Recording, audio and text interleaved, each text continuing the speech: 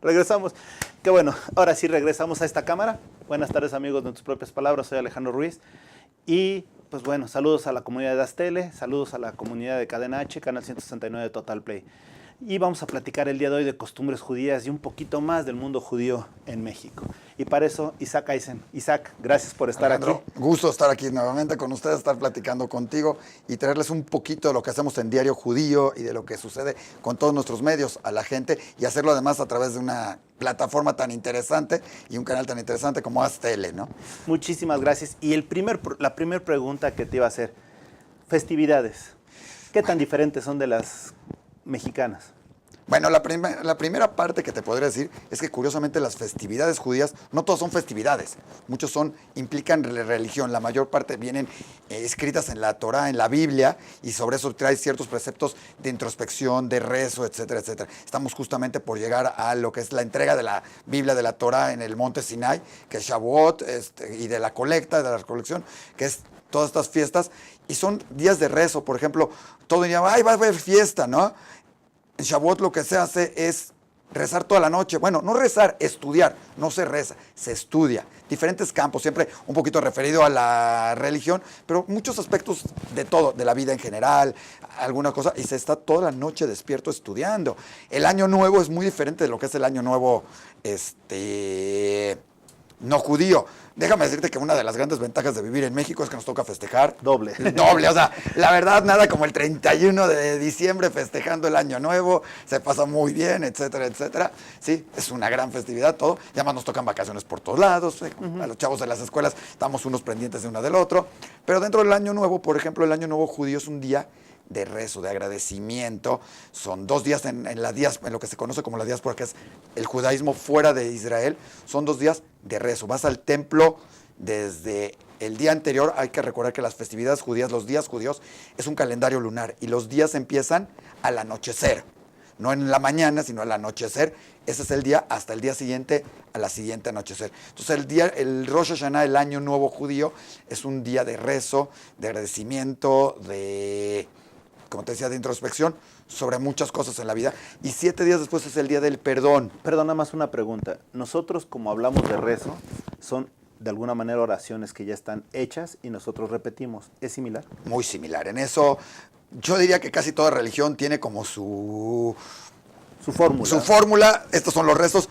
En la religión judía tienes que rezar, ahorita regreso a las festividades, pero en la religión judía hay 3 rezos al día, uno en la mañana, uno antes del anochecer y uno en la noche, ¿sí? Con horarios bastante precisos que se van poniendo. No tiene que ser exactamente, pero hay, por ejemplo, en el rezo de la mañana hay los que les gusta rezar con el amanecer, porque hay un rezo especial para el amanecer. Y una pregunta, ¿ese rezo es para agradecer que amaneciste o para qué efecto? Las primeras frases que tienes que decir cuando tú te despiertas es gracias que desperté, gracias que amanecí, gracias que estoy aquí. Es lo primero que haces, ¿sí? Como toda religión, o bueno, principalmente agradeces y vives hacia un ser todopoderoso, como que es un Dios, bueno, que es Dios, ¿no? Y ahí le agradeces, le das con ciertas cosas de que te das libre albedrío, y no quiero entrar mucho en religiones porque discusiones hay, si es esto, si el otro, y como en todo hay, todo el mundo dice es que todos los judíos son religiosos. Ni todos los judíos son religiosos en ese sentido, y hay diferentes gamas. Hay el que respeta mucho la religión y todas las leyes al pie de la letra, el ortodoxo. El de los caireles, que lo podemos ver. El de caireles, que lo puedes ver muchas veces. Que los caireles viene de Europa Occidental. El judío de los países árabes no usaba caireles. Los caireles eran de un grupo, ¿sí?, jasídico, que usaba los caireles, aunque también se usan en parte de esto, pero tampoco es un símbolo de todos. No ves a todos los judíos con los caireles. Y de ahí se han ido modificando y se va haciendo un judaísmo de acorde a cada uno. Lo que sí es muy impresionante es que si yo voy a Hong Kong y voy a una sinagoga judía, la sinagoga es el término que se utiliza, templo, shul en hebreo, knis shul en yiddish, knis en árabe, en hebreo. Si yo voy a cualquiera, Beit Knesset en hebreo también, si yo voy a cualquiera de estos y llego en Hong Kong, puedo rezar. Agarro el libro y el rezo es casi idéntico al que se lee en México. Digo casi idéntico porque hay diferente algunas cosas que le cambian idea. Aquí no se reza esta frase, pero aquí sí. Pero en su mayor parte el rezo es igual, y es igual al demás, al de hace 3000 años. Sigue siendo el mismo rezo. Entonces es una identidad entre todo el pueblo judío, que el rezo sigue siendo en ese sentido igual, y muchas veces hasta con la misma tonadita, ¿no? Eso es en la mañana, el rezo en la mañana. Hay en la mañana, hay en la tarde. ¿A qué agradeces en la tarde? ¿O cuál Más es o menos en todos vas agradeciendo a Dios y vas agradeciendo lo que va sucediendo en el día, en todo eso, ¿no? Tienes una oración muy importante que es la del Shema, el escúchame Dios, ¿sí? Y le dices, y le agradeces los símbolos que tiene, las señas, pides por la salud de tu gente, pides por la salud de los que te rodean, pides por la salud del país, del planeta, de todo, o sea, pides por todo mundo, no es un rezo que solo pidas para ti, ¿no? Quien Pides es para agradecido todos. es bendecido, entonces en ese sentido lo haces. Vas haciéndolo en todo ese sentido. Digo, no soy un experto en cada una de esas, para eso hay rabinos y hay más expertos en la parte religiosa y qué se reza en cada uno, pero eso es esto. Lógicamente agradece cada cosa que hay rezos hasta para cuando vas al baño. Digo, algunos te dirán, "Ay, hijos, qué exagerado". Otros te dirán, oye, pues es una ventaja para uno que puede ir al baño y salir del baño y hacer del baño y, bueno, agradeces, te lavas las manos antes de los rezos para rezar más limpio, más puro, rezas por los diferentes alimentos, cada alimento tiene un rezo, no cada alimento, cada grupo de alimentos, hay los que son de árbol, los que son de la tierra, los que son en general, y cada uno, pero todos entran en alguna categoría. Y algunos te dirían, bueno, son rezos, pero también son leyes orgánicas, leyes de salud en ese sentido, en eso, ¿sí?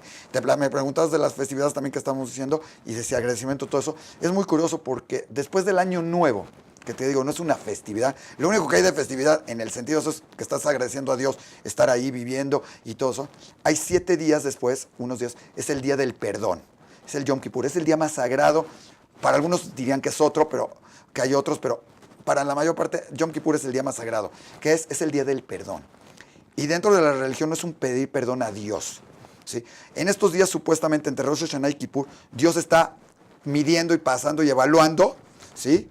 Haciendo qué va a suceder con tu vida, ¿sí? Y estás poniendo en pesas, pues, es la típica balanza donde pone tus cosas buenas, tus cosas malas, y se va diciendo, y se supone que va a escribir si vas a seguir en el libro de la vida. Son de esas cuestiones interesantes porque cuando fallece alguien bueno dices, bueno, pero es que Dios lo necesitaba arriba, realmente, pero hay muchas cuestiones. Pero lo interesante de este día del perdón es que no le pides perdón a Dios. Lo primero que te pide la religión judía y en este día es que le pidas perdón a cualquiera de tus semejantes que le hayas hecho algo.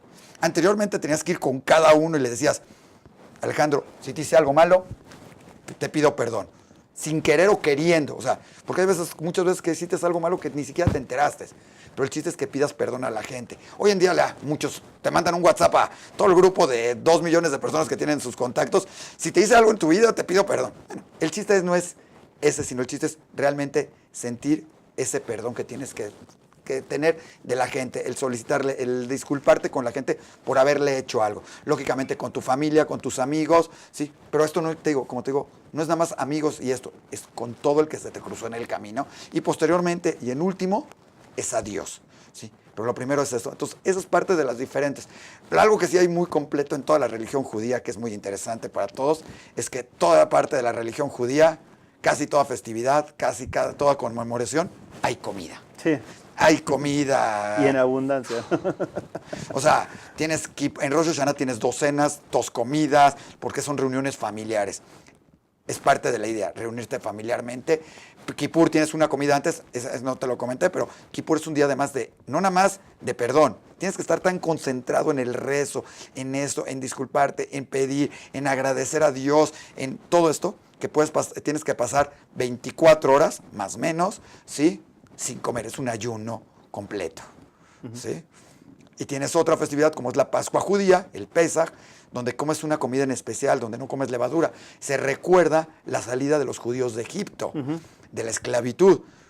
Y dentro de esta viene una parte muy importante de la filosofía judía, que es contarás a tus hijos. Toda la historia de la cena que se hace es para que tú le transmitas a tus hijos que fuiste esclavo en su momento, que lo estás trayendo de ahí, que fuiste esto y todo. Y 3,000, 5,000 años después, seguimos recordándolo de la misma manera. El mismo cuento. Cuando yo era chiquito, nos contaban lo mismo. Yo se los cuento a mis hijos, ¿sí? Y por ahí hay un chiste que llega el niño a la escuela, llega el niño con la mamá y le dice, mamá, te tengo que contar, ¿sí? Para hacerlo corto antes de esto, la salida de Egipto se recuerda que Dios con su mano ayudó, mandó 10 plagas, Sí. y las 10 plagas llegaron, salió el faraón, persiguió a los judíos, y cuando salieron los judíos, les abrió el mar, cruzaron a través del Mar Rojo y salieron. Entonces llega el niño y le dice a la mamá, mamá, tú no tienes idea, me contaron la historia de Pesaj, de la Pascua judía. Le dijo, ¿y qué te contaron? Fíjate que llegaron, sí, y estaban los judíos de esclavos en Egipto, y llegó un ejército y los liberó con sus cohetes, tanques, jets, Mirage. La mamá está así de, eso te conto. A ver, ¿cómo? Sí, y cuando iban a cruzar el mar, aparecieron submarinos, salieron, detonaron 3 bombas y cruzaron el mar y la mamá, ¿eso te contaron? No, mamá, pero si te cuento lo que nos dijeron en la escuela, no te lo vas a creer, mamá. Digo, la filosofía moderna, pero curiosamente se sigue contando como sucedió y como se supone fue toda la historia, y es lo que nos vamos contando en la Pascua, ¿no? Perdón, vamos a hacer una pequeña pausa, pero al volver me gustaría que me contestaras. ¿Por qué al rezar, sobre todo en el Muro de los Lamentos, hay inclinaciones constantes? Bueno, hacemos una pequeña pausa y regresamos. Estamos hablando un poquito de la comunidad judía y las costumbres en México. Regresamos.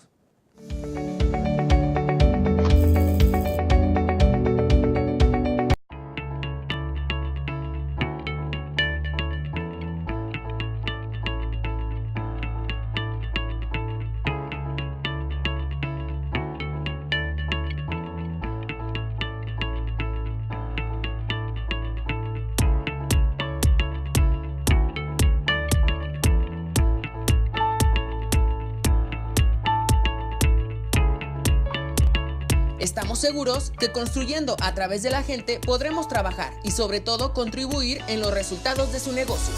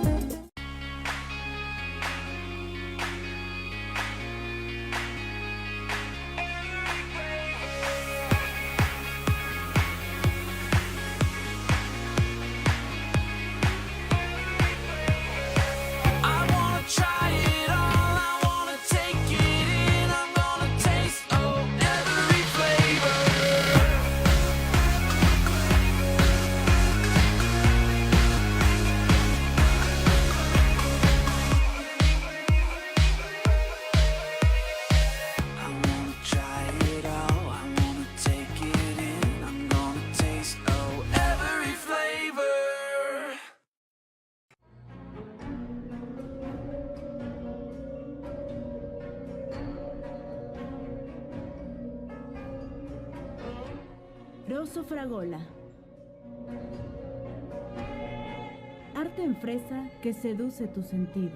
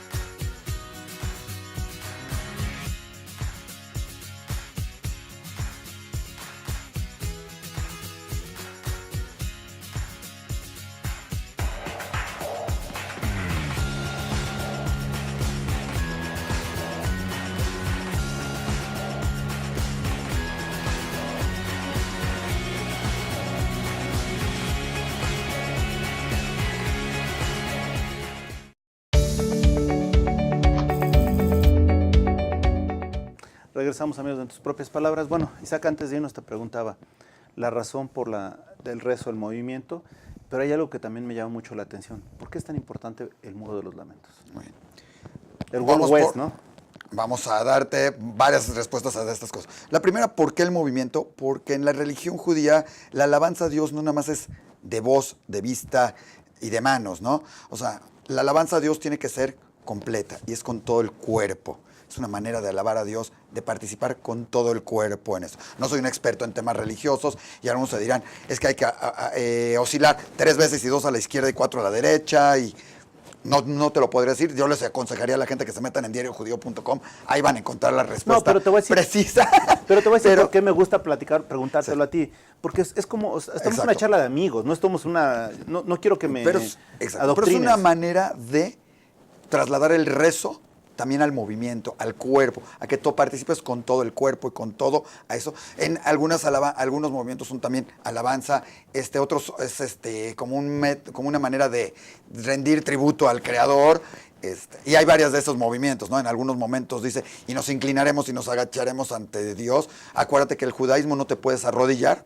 Es algo que no te arrodillas ante Dios, te inclinas ante Él, pero no te arrodillas. Es una diferencia, digamos, con el mundo cristiano en ese sentido. Ahora, me preguntas del Muro de los Lamentos. Primero es Jerusalén. Jerusalén es la ciudad sagrada, santa del pueblo judío. También es de otros. Afortunadamente, y desde que, digamos, en 67, Israel recuperó gran parte de esto, se vive una zona donde cualquiera puede rezar.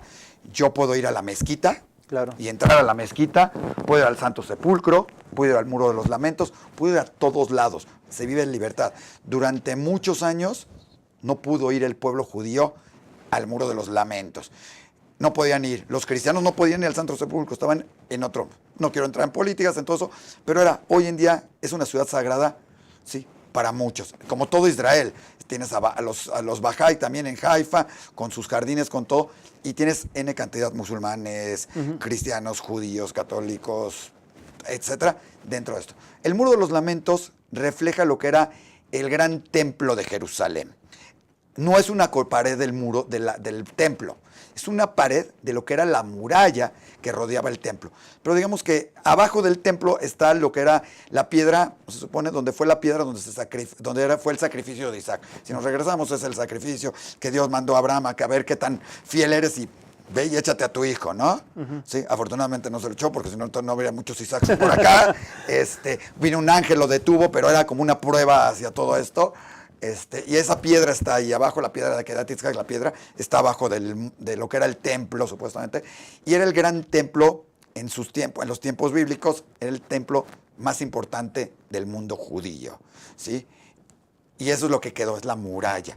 Probablemente eso es lo que nos siente más cercanos a Dios en un momento, aunque en el pueblo judío y en el judaísmo no requieres, ¿sí?, una presencia física de Dios, no requieres esfinges, o sea, no se puede tener, no hay una representación de Dios en ningún momento, pero hay ciertos símbolos que se han ido o se han vuelto una parte importante dentro del judaísmo, como son las mezuzot en la puerta, como son lo que es la Torá, la Biblia, los templos, etcétera, que se van volviendo por la misma idiosincrasia del mundo, ¿sí? Que en esos ejemplos, esos símbolos, para sentirte más allegado, aunque el mundo judío no lo requiere, tú puedes rezar en cualquier lugar, no tienes que rezar en una sinagoga o en un templo. Si tú quieres apuntar aquí, lo ves, y te toca verlos de repente en algún parque de diversiones, ¿sí? Que a la hora que toca el rezo, van y rezan, no tienen que irse hasta el templo y decir, si no hay un templo, ¿qué voy a hacer? Pueden rezar ahí, ¿no?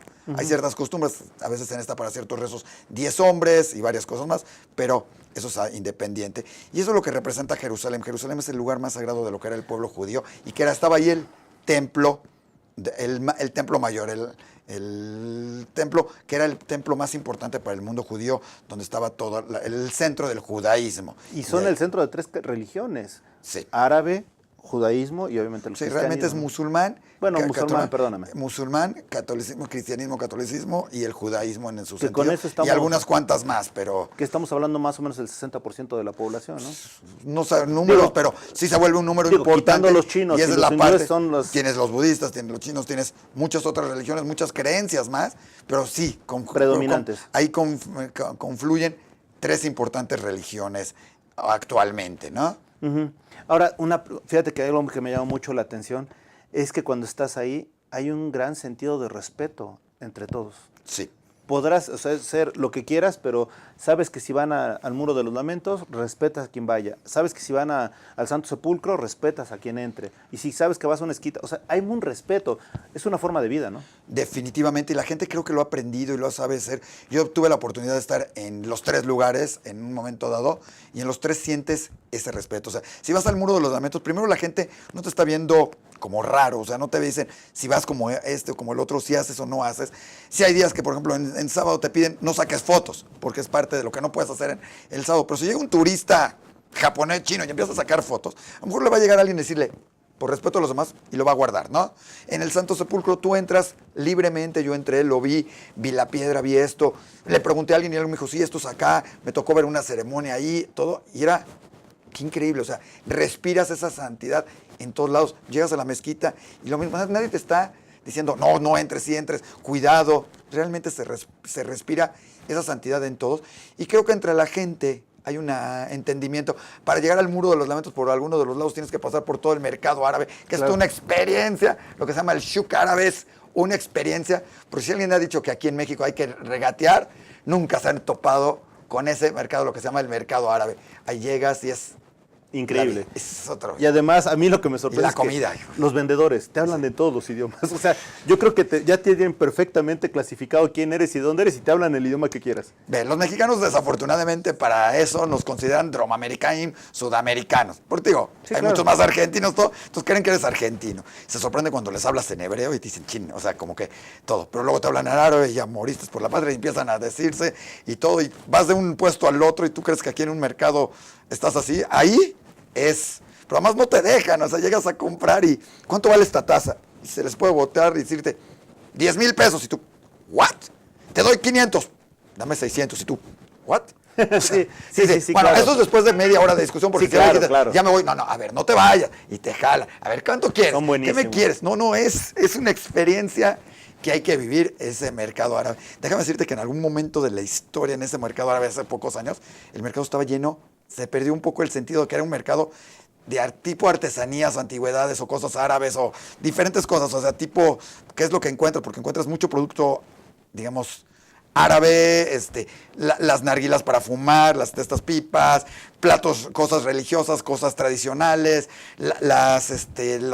¿cómo se llama esta? Pañoletas, N cantidad de cosas así, y de repente llegamos, alguna vez que llegué, se había vuelto eso un mercado de producto chino. Claro. O sea, llegabas y encontrabas, todo era chino, pero además eran los juguetitos chinos, todo eso que en algún momento infestaron el mundo y lo recuperaron, lo regresaron. Y hoy vuelves a ir y te encuentras desde la típica camiseta de los Dallas Cowboys Sí, claro. en hebreo, En hebreo, claro. para eso, o la que a mí más me gustaba en algún momento, que decía, la de E.T., que decía, E.T. safe en home, o sea, está alegre y contento en su casa en Jerusalén. Entonces, ingenio, que es lo mismo que te encuentras aquí cuando vas a los mercados de artesanías o los mercados Pero los mexicanos. productos eran con de unos- allá, ¿no? O ya no eran chinos Ya necesariamente. no, ya son productos de ahí, ya encuentras el platón árabe, el de este para preparar café turco, la cafetera, una infinidad de cosas que son bien interesantes, bien cortos y que, hijos, todos son originales, todos son de oro puro, y cuando acabas de hablar con el oro, bueno, lo que costaba 1,000 shekels, ahora cuesta 10,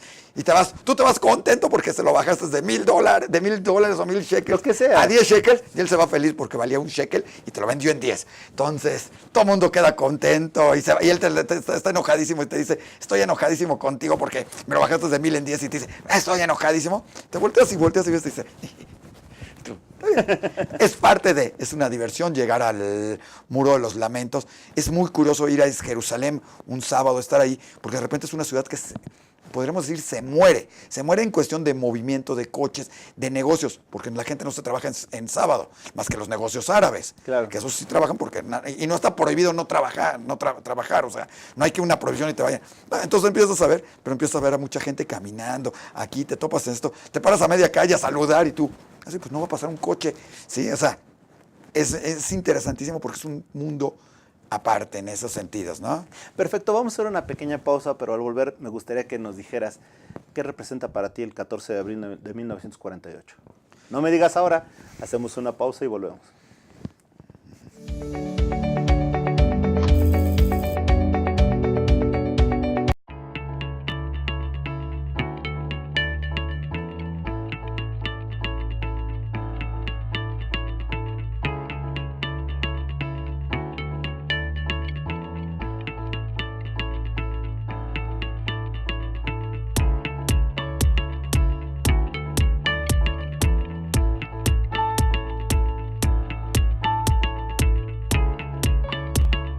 Estamos seguros que construyendo a través de la gente podremos trabajar y sobre todo contribuir en los resultados de su negocio.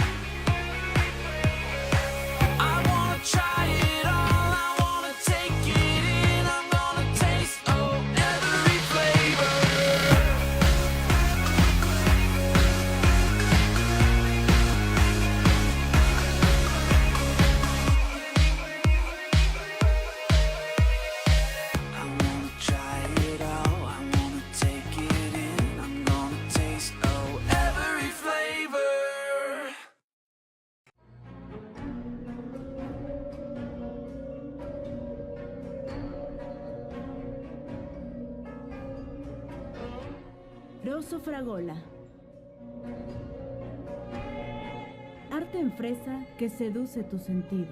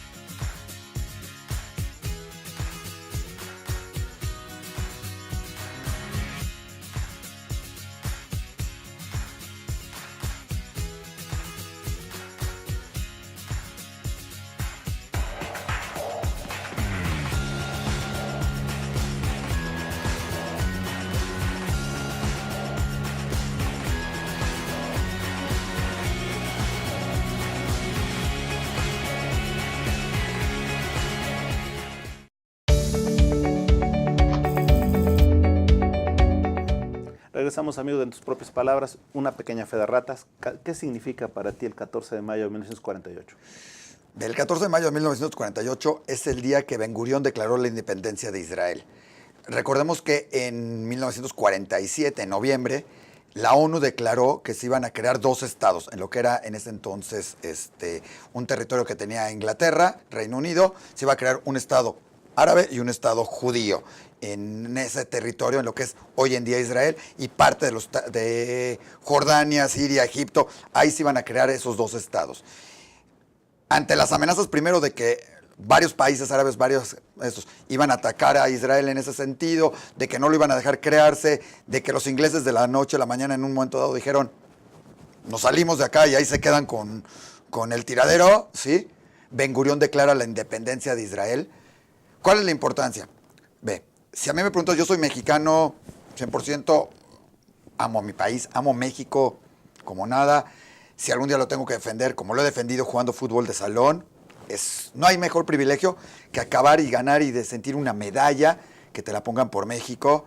No nada más que nos ha tocado, como en fútbol de salón, jugar en torneos internacionales, en diferentes torneos, también nos tocó jugar en Israel, ¿sí? Y en Brasil. Y no te puedo decir el gusto que se siente cuando les ganas a los brasileños, cuando te meten cachirules y te gana un brasileño, cuando le ganas al israelí, al argentino, a este, quieres ganarles y quieres, porque estás representando a México. Ver tu himno, ver el de este es una emoción. Pero se tiene un cariño en especial, un amor también por Israel. Es el Estado judío y se tiene un amor por eso, porque son siglos e historia que ahí surgió, ahí está el pueblo judío, es la tierra que recorrió Abraham, Isaac, que estaba Jacob, que regresó, todo esto. Entonces, sí, Israel es una parte importante del pueblo judío. Y esto es el renacimiento después de muchos años, ¿sí? De mucho tiempo, de que no estaba formalizado el Estado de Israel, y eso es lo que representa, fue la formalización de ese Estado, ¿sí? Donde siempre ha habido judíos, donde siempre ha estado el pueblo judío, donde siempre hay un corazón ahí también, ¿sí? Alguna vez alguien me dijo, ¿a quién quieres más? Hijo, o sea, sí quiero a México, sí quiero a Israel, y es como cuando te preguntan, ¿no puedes querer a dos hijos? O sea, si nada más pudiéramos querer a alguien, pues entonces, ¿qué limitados seríamos en este mundo? Hoy en día quieres a 2, 3 hijos, a tu esposa, algunos quieren a la esposa y al amante, no es mi caso, otros quieren puedes querer, o sea, entre más amor haya, puedes querer, nada te limita que si ya quieres algo, ya no puedes querer otra cosa. No es excluyente. No es excluyente y no es que quieres a uno u otro, o sea, hay un cariño en especial.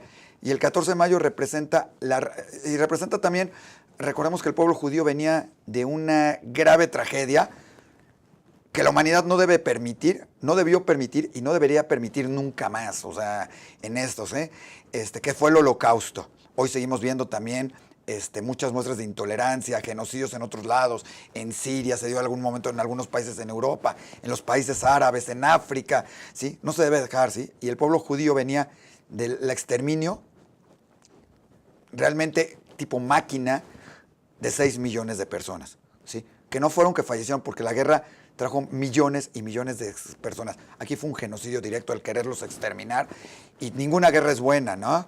Ni siquiera decir lo que sucedió con Japón, con todo esto. Pero el pueblo judío venía de perder una tercera parte de lo que era el pueblo judío. Una tercera parte que aún a muchos años de haber pasado, a más de 70 y tantos años de haber pasado, no se ha podido recuperar ese número de gente que falleció, que se podría reflejar con cuántos estadios aztecas. Digo, para hacerle una referencia, claro, ¿sí? Caben 100,000, ¿sí? Entonces, imagínense 6 millones.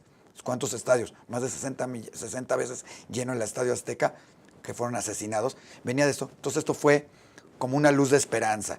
El mismo himno de Israel es esperanza. Es el Atikva, es la esperanza.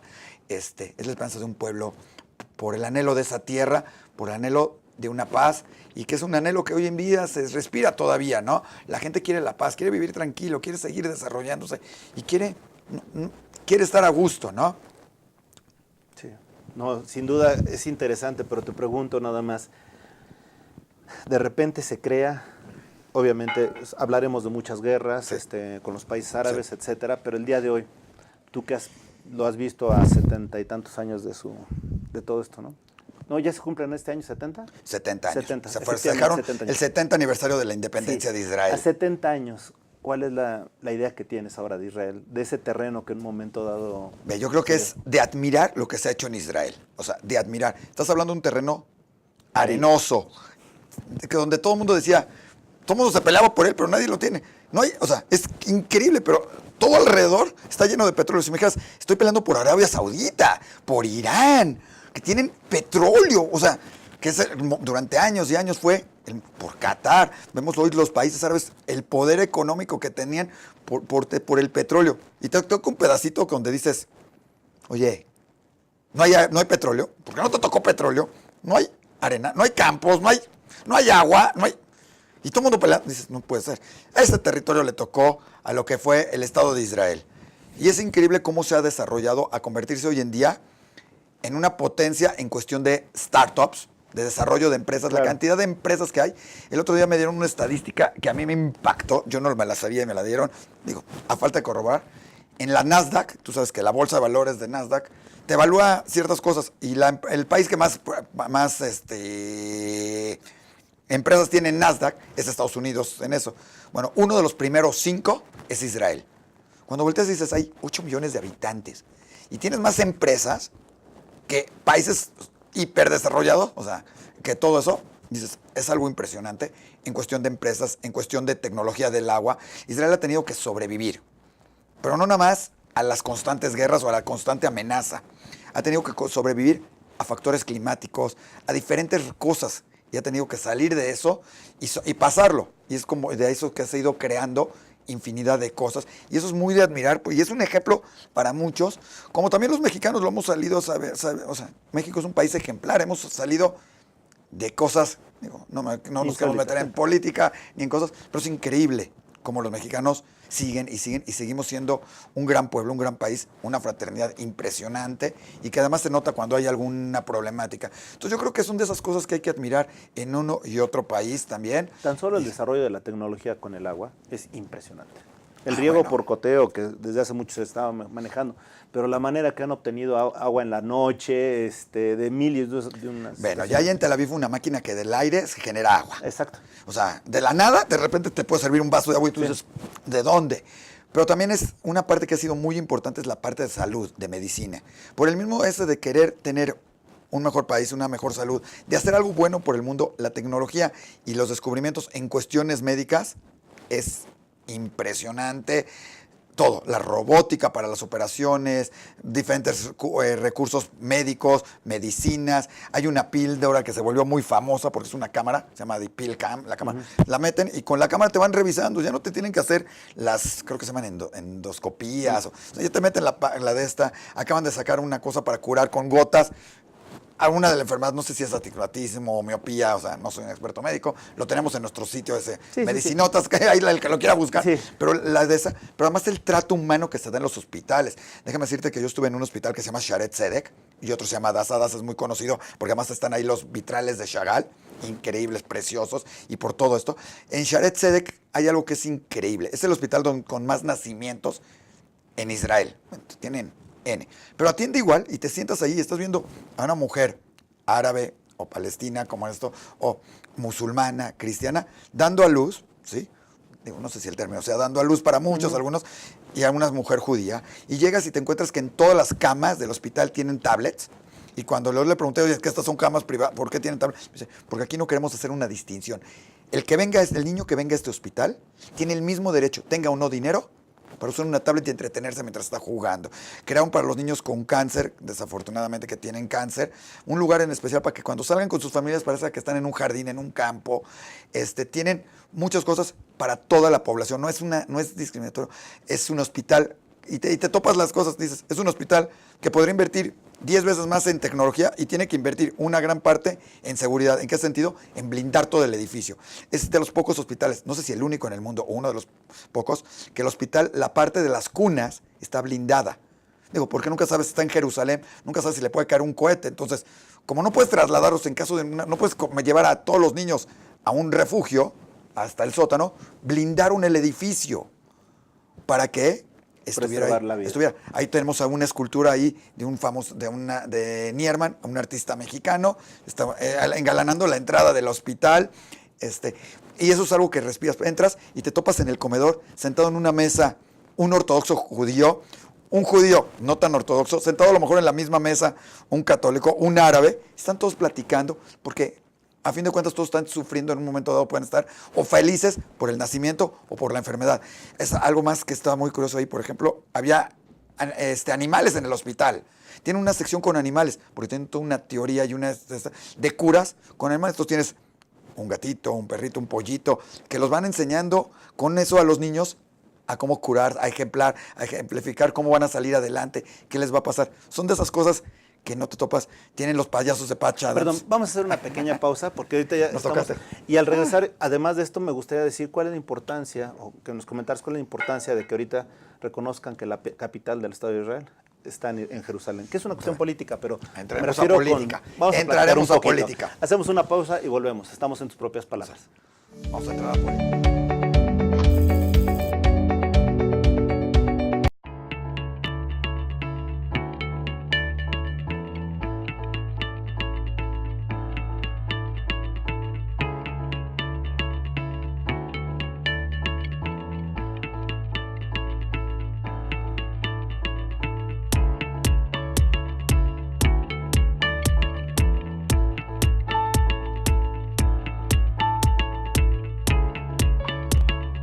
Estamos seguros que construyendo a través de la gente podremos trabajar y sobre todo contribuir en los resultados de su negocio.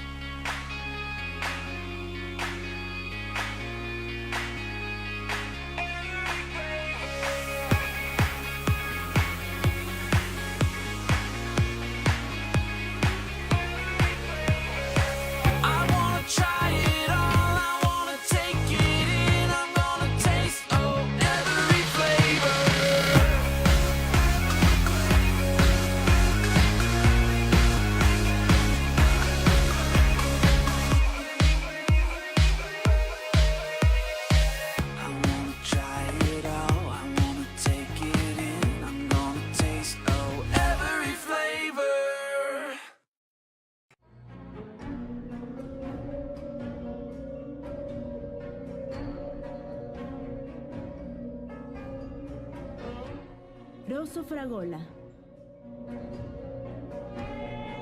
Arte en fresa que seduce tus sentidos.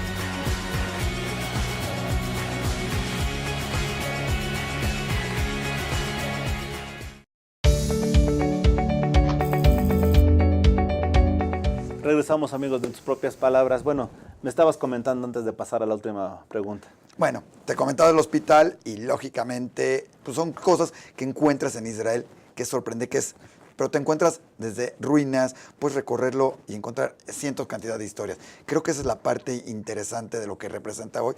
Para todas las culturas hoy puede ir cualquiera, puede ir tranquilo y además se vive tranquilo, se respira tranquilo y como turista estás, paseas y no estás preocupado en la calle, es una tranquilidad ahí y seguro y todo lo demás, ¿no? Y sobre todo que es un país en constante evolución, ¿no? Sí. Porque en el 97 tuve la oportunidad de ir y ahora lo veo contra lo que hay. Digo, chis, pues ¿dónde me perdí, no? Sí. Sí, ir de un año a otro esto. Digo, todos, pero, o sea, en México acaba de venir un amigo mío, justamente de Israel, y recorría México, que ya llevaba 10 años, me decía, no reconozco la ciudad. Sí, o sea, sí, claro, ha cambiado enormidad. Un segundo piso por acá, uno por acá. Creo que es una evolución de todos los países. Pero Israel se respira, va creciendo y creciendo y creciendo cada vez más. Y además hay ciudades nuevas, ¿no? Es un lugar, como en todos lados del mundo, pero en Israel es muy típico que se van creando, hay ciudades en desarrollo nuevas. Porque llegan y dicen, se crea una nueva ciudad, se pone toda la infraestructura para que se cree esa ciudad. Y ahí lleguen los inmigrantes o se vayan desarrollando y saliéndose de las grandes ciudades. En Israel, a diferencia de lo que sucede en otros países, no todo está concentrado. Puedes vivir perfectamente fuera, aunque como en todos lados, Tel Aviv es una ciudad llena de gente que vive de los alrededores de Tel Aviv. Los alrededores de Tel Aviv se vacían en la mañana y se vuelven a llenar en la noche. Todo el mundo entra a Tel Aviv porque es la ciudad por excelencia, es todo eso. O sea, hay 3 ciudades principales, se podría decir, en Israel, que son Jerusalén, que es ambiente religioso, Tel Aviv, que es la gran urbe, y Haifa, que es la cosmopolita en ciertos sentidos, y que es la industrial, como todo, que es el puerto, que era del puerto de entrada, ¿no? Uh-huh. Y en ese sentido, ¿qué tan importante es que hayan pasado la capital a... Bueno, exacto, que algunos consideren que ya la capital... Que la están considerando. Ve, lógico, tenemos que hablar políticamente. Estos días Israel también es un ente político. Lo que sucede en Israel se refleja a todo el mundo habla, todo sucede. Es importante porque es el reconocimiento de un país y de varios países, pero es algo que ya era desde siempre. No es que ahorita sea la capital, no es que porque Estados Unidos pasó su embajada, ¿no? Su embajada para allá sea la capital de Israel. Es la capital de Israel desde toda la historia. Es la capital del pueblo judío, como te lo comentaba, desde hace miles de años. Cuando se fundó el Estado de Israel, la embajada, el parlamento, todo es en Jerusalén. Esa ha sido la capital. ¿Qué importante es? Algunos te dirán que es como una mechita que puede estallar. Un desafío, ¿no? Un desafío, una bomba de tiempo, de todo esto. Otros te dirán que es un importante reconocimiento. El que Estados Unidos lo haga, ¿sí? Es esto. Déjame decirte que Estados Unidos desde la fundación o desde no sé qué año ya tienen su proyecto pasar la embajada, tener su embajada ahí. Y se ha ido, es algo que tiene que decidir el presidente porque ya está votado, ya está decidido, ya nada más era como, ¿me atrevo o no me atrevo? Trump dijo, lo cambio y lo cambió. No debe ser mayor, o sea, es importante esto porque es un reconocimiento mayor. Es como cuando te dicen el papelito de que firmaste el casado y que podías vivir ya con alguien, ¿no? O algún otro reconocimiento o alguna otra cosa. Es ese que faltaba, ese detalle. Hoy lo está pasando Guatemala, está abriendo, está el presidente de Panamá también por ahí. Seguramente habrá varios países más que estarán abriendo sus embajadas ahí. Que no lo abrían mucho por temor. Realmente no creo que sea otra cosa. Yo espero que además todo acabe pasando y fue. Pero te digo, la embajada la capital de Israel siempre ha sido una Jerusalén unida. Y esa seguirá haciéndolo. Y no es nada más por esto. No fue ayer que se decidió, se cambió. La capital de Israel siempre ha sido Jerusalén. No hay ninguna diferencia en ese sentido, ¿no? Ahora bien, nada más ya estamos a punto de irnos, pero yo te pregunto, ¿qué pasa con el servicio militar y los jóvenes? Esa es una gran diferencia en Israel. El joven a los 18 años, hombres, mujer, no importa quién, aún los religiosos que muchos dicen que no quieren ir, o sea que hay gente que dice que no, la mayor parte van al ejército y quieren ir, o sea, es como parte, tienes que servir al Estado, tienes que protegerlo, tienes que defenderlo. El ejército de Israel es un ejército de defensa. No conoces una historia de que el ejército ataque. El ejército normalmente está a la espera del ataque para responder. Por eso su nombre es Ejército de Defensa de Israel. Pocos lados del mundo encuentras y desde que se creó se llama Ejército de Defensa, Fuerzas de Defensa de Israel, porque eso es defender a Israel y los jóvenes lo entienden. Entonces, y es una parte de la vida de Israel, y los chavos se preparan 2 años antes, están pensando en qué van a entrar, a qué van a entrar, y les cambia la vida, porque a los 18 años entras, ¿sí? Normalmente acabas a los 21, a los 20 las mujeres en algunos casos, y algunos se quedan más tiempo, pero el chavo, cuando en otros lados del mundo el chavo a los 18 años está entrando a la universidad, o está paseando, ellos están en el ejército, viviendo algo que, yo no lo quisiera para muchos chavos, porque es viviendo un servicio militar, con un riesgo siempre de guerra, y de todo, y los papás, pero es algo que la gente vive, ya está acostumbrado, pero además lo quiere, o sea, hoy en día ojalá no lo tuvieran, y ojalá que todos quisieran que no tuviera que ser, pero es algo que la gente, y lo hacen con orgullo, ¿no? Perfecto, y ya para concluir este programa, muchas gracias, Isaac. Hemos tenido 2 programas y sigo pensando que nos faltan otros 40 y cuantos, pero aquí yo te diría, la gente que quiera buscar más de la forma de vida israelí, de la comunidad judía, lo puede hacer a través del Diario Judío. Después de decir tus páginas. Ve, yo te recomiendo, tenemos varias páginas, como te habíamos dicho. Una es www.diariojudío.com. Pueden encontrar una sección de actualidad israelí, de noticias, de la comunidad judía de México, de consejos, etcétera, etcétera. Parte de religión, parte no de religión. Tenemos de forma de vida, hay de todo, hasta un poco de política, un poco de todo hay. Lo pueden encontrar en la página de Diario Judío. También pueden encontrar la de Cristianotas, que es una página creada para el mundo cristiano, que también entra quien quiera, no todo el mundo, el que quiera saber algo sobre cristianismo, sobre las diferentes culturas, afluencias, etcétera, también lo puede encontrar. Y Diario Judío, te digo, es por excelencia el diario para el mundo judío, ¿sí? Junto con otros con los que además colaboramos también alrededor del mundo. Y el gusto es poder traer eso a la gente y que la gente lo pueda. Entonces les recomiendo a la gente, métanse a Aztele y busquen ahí, desde ahí seguramente van a encontrar estos programas y desde ahí pueden irse a Diario Judío. Coméntenos, avísenos, como dijimos en algún momento, nos encanta que nos pregunten, nos encanta que nos reten, que nos digan, ¿tú qué dirías de esto? ¿Qué harías con esto? ¿Por qué es esto? ¿Por qué es otro? Todas las dudas que quieran, por favor, estamos para eso. Perfecto, Isaac Aysen, muchísimas gracias. Leitraot. Y a Leitraot. ustedes que nos han Véanlo. seguido, muchísimas gracias. Esto ha sido En Tus Propias Palabras. Hasta la próxima.